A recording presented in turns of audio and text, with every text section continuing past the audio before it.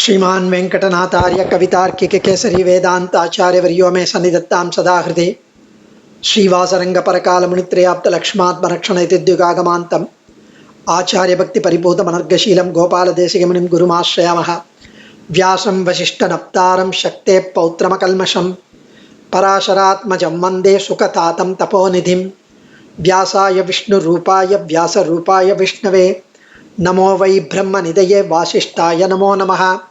So Vishnu Sahasranamam is the panacea for all diseases. It completely gets us rid of Janma, Mrityu, Jara, Vyadi. Janmam, the future births. Mrityu, the future birth and death. The cycle of birth and death. It will get us rid of. Means you will not be able to suffer anymore in future birth. This is going to be the last. That's what they say. Janma, Mrityu, Jara, Vyadi, Bhayam Naivopajayate. The fear of future birth and death, or Jara, the fear of the old age, or Vyadi, the fear of the disease, will all be crushed and destroyed by reciting the Vishnu Sahasranamam, by listening to Vishnu Sahasranamam. So what's so great about Vishnu Sahasranamam? Because Vishnu Sahasranamam and Bhagavad Gita are part of Mahabharata. Bhagavad Gita is Krishna narrating the Tattvam, the entity, the Hitam, the means, and the Purushartham, the goal. And he beautifully categorized the way and the means, how to perform your action without any attachment to the fruits, how to do the Jnana Yogam, how to do the Bhakti Yogam, how you can surrender to Krishna and get rid of all your papams. He explained everything to Arjuna. And finally Arjuna, whether he did any of this Karma Jnana, Bhakti Yogam and performed Sharanagati, no. He only fought one and then he finished his life. Whereas Krishna became a witness to Vishnu Sahasranamam. When Bhishma, his Yudhishthira's dear grandfather, was lying on his deathbed in the battlefield in Kurukshetra,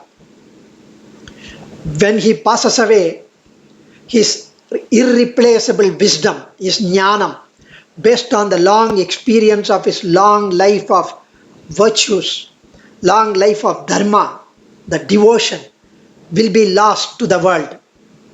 So sage Vyadavyasa and Sri Krishna advised Yudhishthira. Krishna told Yudhishthira, your Bhishma Pitamaha, the grandfather, who is the epitome of dharma, the virtue, go and seek the advice of Bhishma before he goes away on any doubt that you have, whether any or all aspects of life. Whatever doubt you have, go and ask him. This is the moment. In fact, Yudhishthira must have asked him very many times in the past to his Tata. Tata, what's that? What's this? Why that? All that he would have asked. There could have been a series of dialogues between them. But now, Punareva Vyabhashata, again he went and asked, and witnessed by Krishna himself, by other great sages including Vedavyasa. So, in one of these sessions, Yudhishthira, because on his deathbed, he went and sought Bhishma's advice on the easiest and the best way, best means, best vali, margam, by which the mankind can attain everlasting happiness, an absolute blissful peace of mind, and relief from all bondage, sorrows. That was the setting in which Vishnu Sahasranamam Stotram was passed on to us, with the welfare of future generations in mind, by Bhishma to Yudhishthira, as a part of the advice given by Bhishma Pitamaha in response to the question. So what is the question he had asked Yudhishthira? He asked 6 questions. Kimekam Daivatam Loke, Kim Vapyekam Parayanam, Stuvantakam Kamarchandaha, Prapnuyur Manava Shubham, Ko Dharma Sarva Dharmanam, Bhavatah paramo mataha kim japan muchyate jantur janma samsara bandhanat kimekam deivatam loke kim vapyekam. What a wonderful 6 generic questions he asked. If somebody asks, what are the qualities of Madhavakkannan? And the other person starts saying, Madhavakkannan is this rascal, he is this time, he is like this, he is that like that. Because that is a specific question. But when somebody asks generic questions, for example, Valmiki Ramayanam, it was asked, who is the best of humans in the world, in the universe, in the lokam? Who is the best, who has got all the Kalyana Gunams, virtues? Then Narada responds about Sri Rama. He could have responded on anyone. So he considered Rama to be the best of all. Here the question asked by Yudhishthira to Bhishma, Kimekam Deivatam Loke Kim Vapyekam Parayanam Stuvantah Kam Kamarchandaha Prapnuyur Manavashudam Ko Dharma Sarva Dharmanam Bhavatah Paramo Mataha Kim Japan Muchyate Jantur Janma Samsara Bandhana. Who is the one supreme Lord? First question. What is the highest goal of life? Because Yudhishthira himself is Dharmaputra. He is the Sakshat Dharma, Yamadharma's son. So Yudhishthira Dharmaputran. So he is asking, who is the supreme deity? First one. What is the highest goal of life? Second. By praising which deity's auspicious qualities, human beings will attain prosperity, wealth in this world, and blissful life in the next world, in the next whatever upper world, wherever, whatever it is. By praising which one, which deity's quality. Fourth question, by meditating on which deity, human beings will get Aishwaryam. One is praising, stuti. Other is dhyanam, meditating.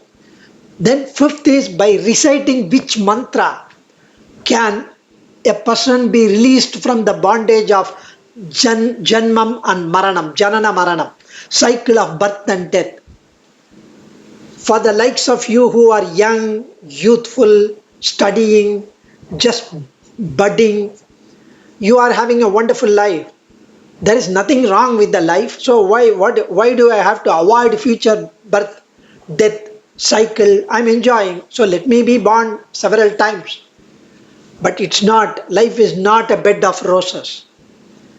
There is likely to be ups and downs like a sinusoidal wave based on our karma, which is accumulated over the millions of births in the past. And so by reciting which mantra can a person be released from the bondage of cycle of birth and death. So it is better to learn now so that when you get these grievance or sorrows, if at all in an unlikely event of getting into that, you will feel that I should not have any more birth and death. By then you would have already attained that particular wisdom of reciting Vishnu Sahasranamam. That's the fifth. Then of the three means referred to above, the recitation, which is the stuti or the dhyanam or archana, the aradhanam, puja, which is the best means for attaining the grace, the kripai, the preeti, the love, the blessing of the supreme deity. Based on your experience and knowledge, Pitamaha, please. And Bhishma's response to the above questions follows in the next 10 or the whole Vishnu Sahasranamam. He says, in his considered opinion, a person will tide over all the sorrows in this world by reciting with undiluted devotion, unalloyed devotion, with no kapatam, no drama, no exhibition, no showing off. The unalloyed, undiluted devotion. The 1,000 names of the eternal Supreme Lord, worshipping Him always with devotion. Dhyanam, meditating upon him, glorifying him, saluting him, prostrating him before him, adoring him. Dhyanam, stuvan, dhyayan stuvan namasyamscha yajamanastamevacha. Dhyanam, meditating, stuvan, praising, namasyamscha, prostrating to the Supreme One. So Bhishma had that of all the dharmas, the dharma of practicing, involving service, kainkaryam, of doing archana kainkaryam, done to the lotus-eyed Lord Krishna. When he says Supreme Lord, Yudhishthira asked, who is he? What is he? Where is he? I don't know him. He says, here he is standing next to you, Devaki Nandana. Perform kainkaryam to him, devoted to him without any desire for benefit, through worship, archana, through praise, stava, is the best dharma. So he mentioned all this, and then comes Vishnu Sahasranamam. But it was uttered by Bhishma and compiled by Vedavyasa. Vedavyasa is the one who compiled the Vedas. Compiled. That's why it's called Vedavyasa. Vyasam means compiler. So Vedavyasa, Vyasam Vasishta Naptaram Shakte Pautramakalmasham Parasharatmajam Vande Shukatatham Taponidhim. Vyasa's lineage is so wonderful. Vyasam Vasishta Naptaram Shakte Pautram. Vasishta's great grandson is Vyasa, sage Vasishta, who was the Kula Guru of Rama. His son is Shakti. Shakti's son is Parasara Maharishi. Parasara Maharishi's son is Vyasa, Vedavyasa. Vedavyasa's son is Shukar, who blessed us with Srimad Bhagavatam. What a wonderful lineage. 5 generations, great Maharishis. Vasishta, Shakti, Parashara, then we have Vyasa, Shuka. And Shuka is the ultimate, who blessed us with Srimad Bhagavatam itself. So the sloka that which is in the invoking, the prologue, the preamble of Vishnu Sahasranama Stotra. Vishnor Nama Sahasrasya Vedavyaso Mahamunihi Chando Nushtup Tatha Devo Bhagavan Devaki Sutaha. Sri Vedavyasa is the Rishi of Sri Vishnu's 1000 name. He is the Rishi. For every mantra there should be a Rishi, and the sage who strung together the 1000 names, Vedavyasa, as revealed by Bhishma to Yudhishthira. And it is in the Anushtup meter, means 8 syllables per quarter. There are 32 syllables in the slokam. Shuklam Bharadaram Vishnum Shasi Varnam Chaturbhujam Prasannavadanam Dhyayat Sarva Vignopashantaya. 32 syllables. 8 syllables per quarter. So Anushtup Chandaha. Lord Krishna, the son of Devaki, is the God being worshipped in this Vishnu Sahasranama mantra. There are so many Vyakhyanams, commentaries of Vishnu Sahasranama Stotra. All Acharyas were lured, attracted by Vishnu Sahasranama. And Adi Shankara, Sri Shankara Bhagavad Bhata's commentary is the earliest of them. There are different stories about Sri Adi Shankara. Adi Shankara had asked one of his students to go and pick up some book or the Valai Chuvadi, the palm leaves, to write commentary. Before writing the Brahma Sutra Bhashyam commentary, he wanted to write about some stotra. So he asked someone to bring a stotra. That student brought Vishnu Sahasranama Stotra. Shankara did not want that. He asked some other time another student to bring a stotra. Without the knowledge of the previous student, he brought the same Vishnu Sahasranama Stotra. On the third occasion, another student brought the same Vishnu Sahasranama Stotra. So he thought it is the Bhagavan's will. He wants me to write commentary on Vishnu Sahasranama Stotra. So he wrote Shankara Bhashya. There is another school of thought that it was once he was asking one student to go and bring Lalita Sahasranama Stotra, because he wanted to write about Lalita. There is a Lalita Sahasranamam, also 1,000 names of Lalita, Shakti, Durga. So he went and brought Vishnu Sahasranama Stotra. He said, no, no, no, go bring Lalita Sahasranama Stotra. He went, again he brought Vishnu Sahasranama Stotra. Adi Shankara got raged, wild. Why are you bringing same Vishnu Sahasranama? I asked you to bring Lalita Sahasranama. He said, whenever I go to pick up Lalita Sahasranama Stotra, there is one small girl who says, give this to Acharya, Adi Shankara. And that girl is the one who insisted that I should bring this only to you. Whenever I go there, she gives only this. And when he came to check her, she was not there. It is Sakshat Lalita herself who wanted Adi Shankara to write commentary on Vishnu Sahasranama Stotra. Such a wonderful Vyakhyanam of Adi Shankara. Sri Parasara Bhatta, who was a disciple of Sri Bhagavat Ramanujacharya, who lived about 1,000 years ago. He wrote a wonderful detailed commentary on Vishnu Sahasranama Stotra called Bhagavad Guna Darpana. Darpan means mirror. Bhagavad Guna, this Vishnu Sahasranama Stotram is the mirror that reflects Kalyana Gunams, the qualities, the virtues of Mahavishnu.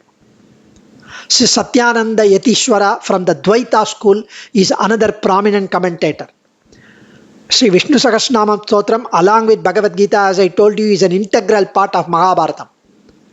So, we are going to enjoy all these great Vishnu Sahasranama Stotram meanings, but we still say, why is it so great?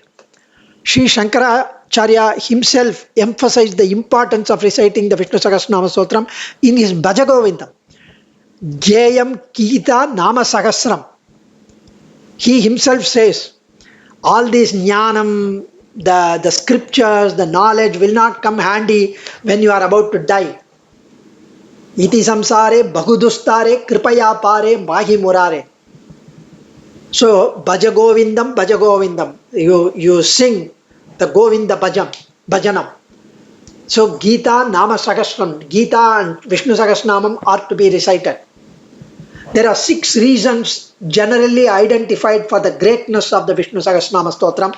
We will just tell briefly those 6 reasons and then conclude this talk. Because Vishnu Sahasranamam is the essence of Mahabharata.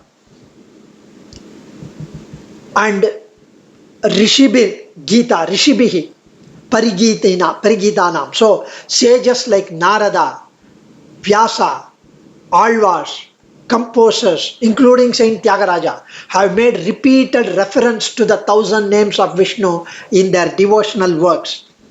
So, sages have glorified this Vishnu Sahasranama Stotra.